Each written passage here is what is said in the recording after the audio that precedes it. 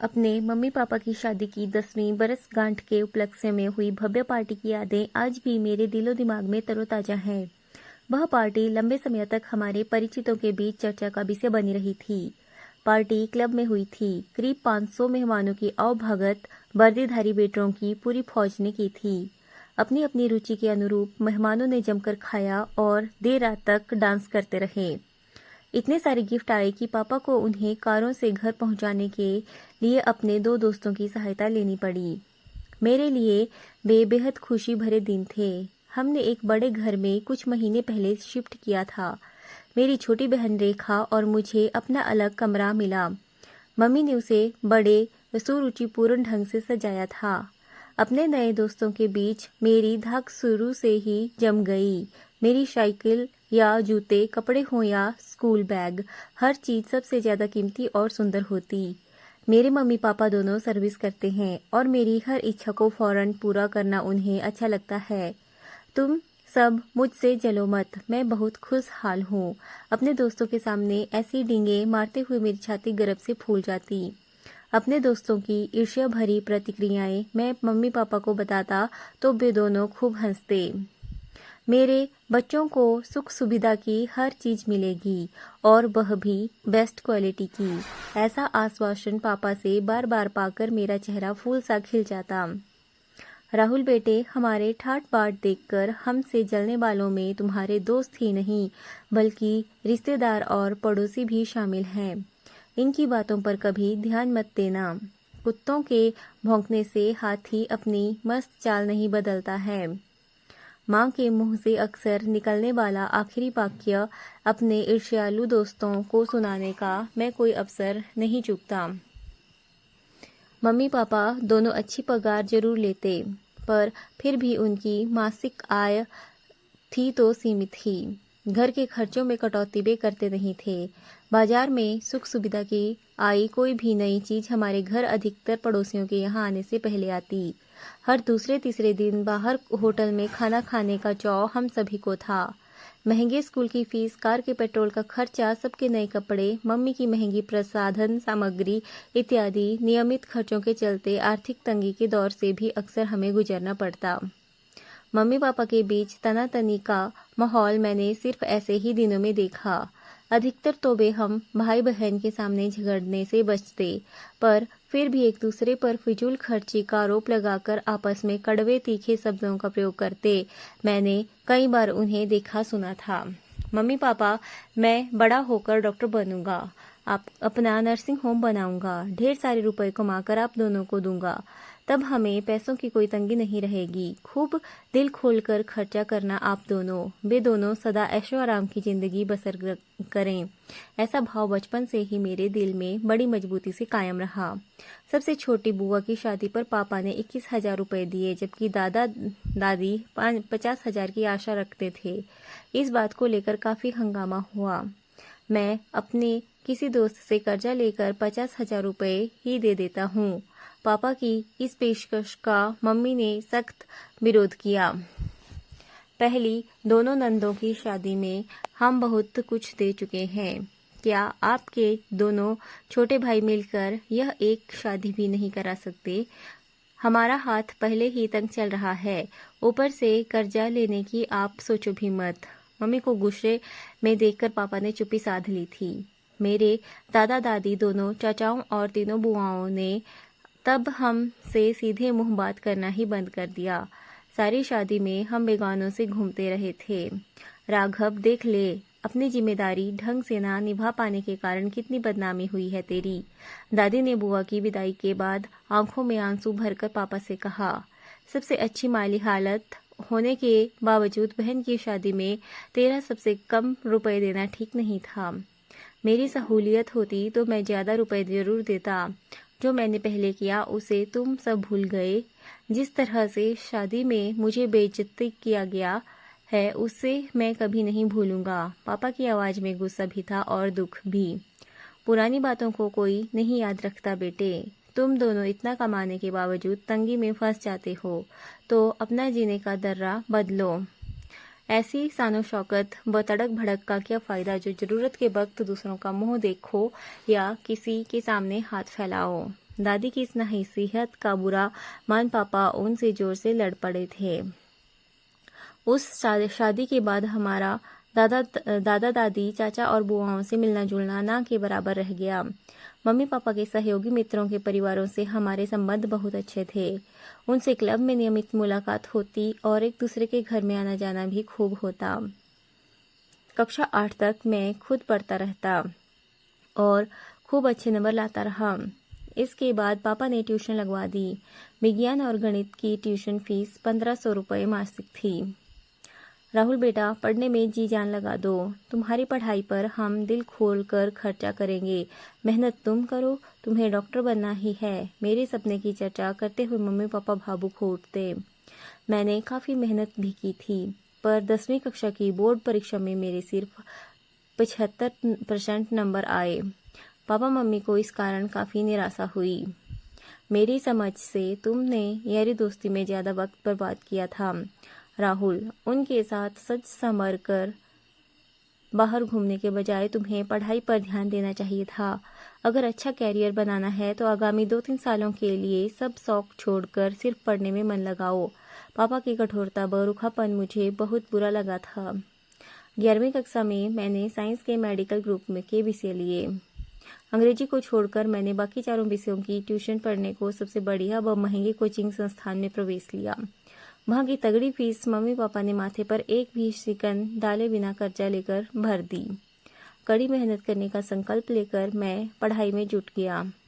दोस्तों से मिलना और बाहर घूमना फिरना काफ़ी कम कर दिया। क्लब जाना बंद कर दिया। बाहर घूमने जाने के नाम से मुझे चिढ़ होती।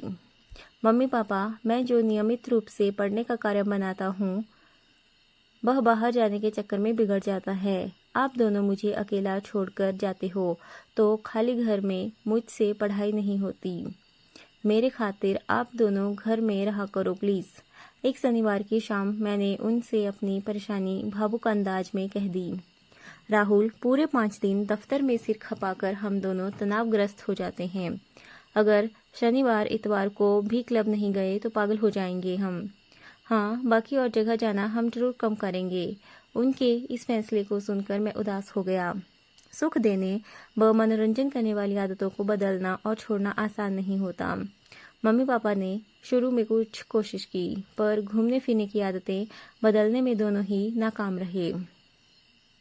उन्हें घर से बाहर घूमने जाने का कोई न कोई बहाना मिल ही जाता। कभी बोरियत पर तनाव दूर करते तो कभी खुशी का मौका होने के कारण वे बाहर निकल ही जाते। मैं उनके साथ नहीं जाता, पर चिढ़ और कुड़न के कारण मुझसे पीछे पढ़ाई भी नहीं होती। मन की शिकायतें उसे पढ़ाई में एकाग्र नहीं होने देती। पढ़ाई मुश्किल होती है, चढ़ाई मुश्किल होती है, ढलान पर लुढ़कना आसान। वे दोनों नहीं बदले तो मेरा संकल्प कमजोर पड़ता गया। मैंने भी धीरे धीरे उनके साथ हर जगह आना जाना शुरू कर दिया। इस कारण मुझे वक्त बेवक्त मम्मी पापा की डांट पर लेक्चर सुनने को मिलते। उनकी फटकार से बचने के लिए मैं उनके सामने किताब खोले रहता। वे समझते कि मैं कड़ी मेहनत कर रहा हूँ, पर आधे से ज़्यादा समय मेरा ध्यान पढ़ने में नहीं होता। अपनी लापरवाही के परिणाम स्वरूप मैं पढ़ाई में पिछड़ने लगा। टेस्ट में नंबर कम आने पर मम्मी पापा से खूब डांट पड़ी। अपनी लापरवाही की वजह से कल को अगर तुम डॉक्टर नहीं बन पाए तो हमें दोष मत देना। अपना जीवन संवारने की जिम्मेदारी सिर्फ तुम्हारी है, क्योंकि अब तुम बड़े हो गए हो। मारे गुस्से के मम्मी का चेहरा लाल हो गया था। यही वह समय था जब अपने मम्मी पापा के प्रति मेरे मन में शिकायत के भाव जन्मे। मेरे उज्जवल भविष्य की खातिर मम्मी पापा अपने शौक व आदतों को कुछ समय के लिए बदल क्यों नहीं रहे हैं? सुख सुविधाओं की वस्तुएं जुटा देने से ही क्या उनके कर्तव्य पूरे हो जाएंगे? मेरे मनोभावों को समझ मेरे साथ दोस्ताना व प्यार भरा वक्त गुजारने का महत्व उन्हें क्यों नहीं समझ आता? मन में उठते ऐसे सवालों के कारण मैं रात दिन परेशान रहने लगा। तब तक क्रेडिट कार्ड का जमाना आ गया। यह सुविधा मम्मी पापा के लिए वरदान साबित हुई। जेब में रुपये न होने पर भी वे मौज मस्ती की जिंदगी जी सकते थे। उनकी दिनचर्या व उनके व्यवहार के कारण मेरे मन में नकारात्मक ऊर्जा पैदा होती। उनसे कुछ कहना सुनना बेकार जाता और घर में ख्वाब खामखा का तनाव अलग पैदा होता। मम्मी पापा ने अपने घूमने फिरने में खास कटौती नहीं की। वे मेरे पास होते भी तो मुझे उनसे खास सहारा या बल नहीं मिलता, क्योंकि मैंने उनसे अपने दिल की बातें कहना छोड़ दिया था। बोर्ड की परीक्षाओं के बाद मैंने कंपटीशन की तैयारी शुरू कर दी। अपनी आंतरिक बेचैनी को भुलाकर मैंने काफ़ी मेहनत की। बोर्ड की परीक्षा में मुझे 78% अंक प्राप्त हुए, लेकिन किसी भी सरकारी मेडिकल कॉलेज के लिए हुए कंपटीशन की मेरिट लिस्ट में मेरा नाम नहीं आया। मेरी निराशा रात को आंसू बनकर बहती। मम्मी पापा की निराशा कुछ दिनों के लिए उदासी के रूप में और बाद में कलेजा छलनी करने वाले वाक्यों के रूप में प्रकट हुई। मेरा डॉक्टर बनने का सपना अब प्राइवेट मेडिकल कॉलेज ही पूरा कर सकते थे। उनमें प्रवेश पाने को डोनेशन व तगड़ी फीस की ज़रूरत थी। करीब 15 से 20 लाख रुपए से कम में डॉक्टरी के कोर्स में प्रवेश लेना संभव नहीं था। हमारे रहन सहन का ऊंचा स्तर देखकर कोई भी यही अंदाजा लगाता कि मेरी उच्च शिक्षा पर 15 से 20 लाख रुपए खर्च करने की हैसियत मेरे मम्मी पापा जरूर रखते होंगे, पर यह सच्चाई नहीं थी। तभी मैंने निराश और दुखी अंदाज में मम्मी पापा के सामने प्राइवेट मेडिकल कॉलेज में प्रवेश लेने की अपनी इच्छा जाहिर की। पहले तो उन दोनों ने मेरे नकारापन के लिए मुझे खूब जली कटी बातें सुनाई। फिर गुस्सा शांत हो जाने के बाद उन्होंने ज़रूरत की राशि का इंतजाम करने के बारे में सोच विचार आरंभ किया। इस सिलसिले में पापा पहले अपने बैंक मैनेजर से मिले। मिस्टर राघव, मैं आपकी सहायता करना चाहता हूँ, पर नियमों के कारण मेरे हाथ बंधे हैं। मैनेजर की प्रतिक्रिया बड़ी रुखी थी। अपनी जीवन बीमा पॉलिसी पर आपने पहले ही हमसे लोन ले रखा है। किसी जमीन जायदाद के कागज आपके पास होते तो हम उसके आधार पर लोन दे देते। आपको अपने बेटे को उच्च शिक्षा दिलाने के लिए बहुत पहले से कुछ प्लानिंग करनी चाहिए थी। मुझे अफसोस है, मैं आपकी कोई सहायता नहीं कर सकूंगा। क्लब में पापा के दोस्त राजेंद्र उनके ब्रिज पार्टनर भी थे। काफ़ी लंबा चौड़ा व्यवसाय है उनका। पापा ने उनसे भी रुपयों का इंतजाम करने की प्रार्थना की, पर बात नहीं बनी। राजेंद्र साहब के बेटे अरुण से मुझे उनके इनकार का कारण पता चला। राहुल, अगर तुम्हारे पापा ने मेरे पापा के से लिए पुराने कर्ज को वक्त से वापस कर दिया होता तो शायद बात बन जाती। मेरे पापा की राय में तुम्हारे मम्मी डैडी फिजूल खर्च इंसान हैं, जिन्हें बचत करने का न महत्व मालूम है और न ही उनकी आदतें सही है। मेरे पापा एक सफल बिजनेसमैन हैं। जहाँ से रकम लौटाने की उम्मीद न हो, वे वहाँ फंसेंगे ही नहीं। अरुण के मुंह से ऐसी बातें सुनते हुए मैंने खुद को काफ़ी शर्मिंदा महसूस किया था। दादाजी, चाचाओं और बुआओं से हमारे संबंध ऐसे ही बिगड़े हुए थे कि पापा की उनसे इस मामले में कुछ कहने की हिम्मत ही नहीं पड़ी। मम्मी ने भी अपने रिश्तेदारों व सहेलियों से कर्ज लेने की कोशिश की, पर काम नहीं बना। यह तथ्य प्रमाणित ही है कि जिनकी अपनी आर्थिक स्थिति सुदृढ़ होती है, उन्हें बैंक और परिचित दोनों ही आर्थिक सहायता देने को तैयार रहते हैं। मेरी राय में अगर मम्मी पापा के पास अपनी बचाई आधी रकम भी होती तो बाकी आधी का इंतजाम कहीं न कहीं से वही रकम करवा देती। अंततः मेडिकल कॉलेज में प्रवेश लेने की तिथि निकल गई।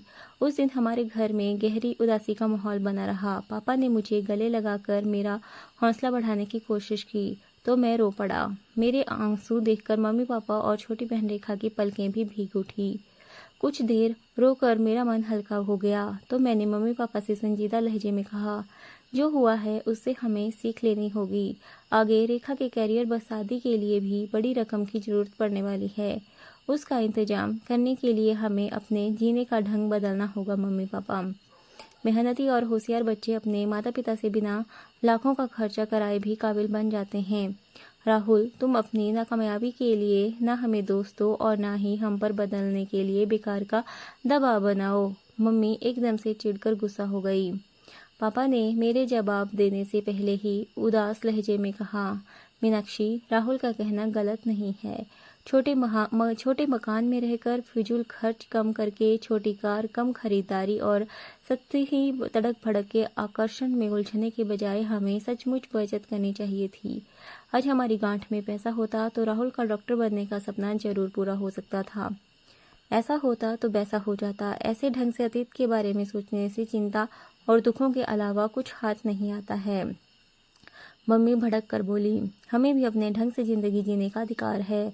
राहुल और रेखा को हमने आज तक हर सुख सुविधा मुहैया कराई है, कभी किसी तरह की कमी नहीं महसूस होने दी। डॉक्टर बनने के अलावा और भी कैरियर इसके सामने है। दिल लगाकर मेहनत करने वाला बच्चा किसी भी लाइन में सफल हो जाएगा। कल को ये बच्चे भी अपने ढंग से अपनी जिंदगी जिएंगे या हमारी सुनेंगे। तुम भी ठीक कह रही हो। पापा गहरी सांस छोड़कर उठ खड़े हुए। राहुल बेटा, जैसा तुम चाहो जिंदगी में वैसा ही हो, इसकी कोई गारंटी नहीं होती। दिल छोटा मत करो। इलेक्ट्रॉनिक्स ऑनर्स में तुमने प्रवेश लिया हुआ है, मेहनत करके उसी लाइन में अपना करियर बनाओ। कुछ देर बाद मम्मी पापा अपने दुखों व निराशा से छुटकारा पाने को क्लब चले गए। रेखा और मैं बोझिल मन से टीवी देखने लगे। कुछ देर बाद रेखा ने अचानक रोमांसी होकर कहा, भैया मम्मी पापा कभी नहीं बदलेंगे। भविष्य में आने वाले कड़वे फल उन्हें जरूर नजर आते होंगे, पर वर्तमान की सतही चमक दमक वाली जिंदगी जीने की उन्हें आदत पड़ गई है। उनसे बचत की उम्मीद हमें नहीं रखनी है। हम दोनों एक दूसरे का सहारा बनकर अपनी अपनी जिंदगी संवारेंगे। मैंने रेखा को गला से लगा लिया। देर तक वह मेरा कंधा अपने आंसुओं से भिगोती रही। अपने से 5 साल छोटी रेखा के सुखद भविष्य का उत्तरदायित्व सुनियोजित ढंग से उठाने के संकल्प की जड़ें पल पल मेरे मन में मजबूत हो जा रही थी।